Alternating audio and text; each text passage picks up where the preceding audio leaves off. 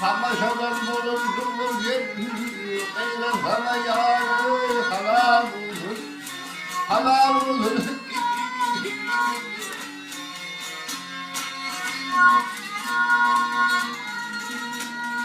Ben havayı durdum körpa, geceleri çiğ, desin turpa gönül, her evinde o damarda gelle gel, ellerim o halal olur, halal olur.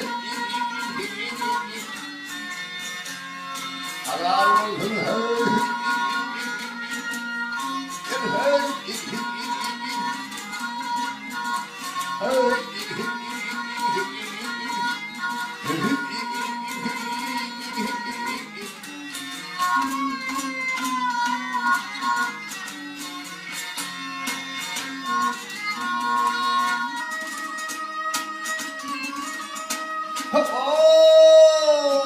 üstüme sarıldım bir saat,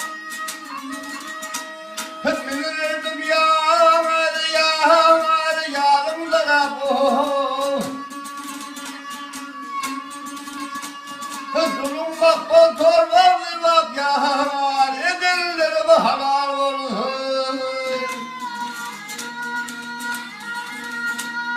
Sen oldu da gel, bulur sen gel, indi umut gel, gel senden.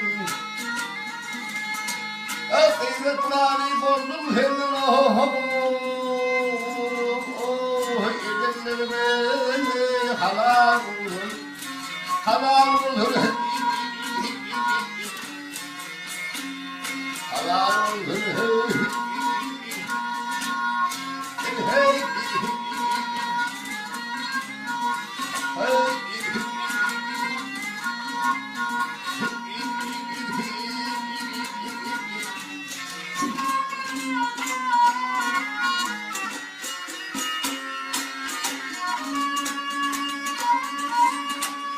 Kıymetleri buldum senin seviyorum ya halal olur, halal olur.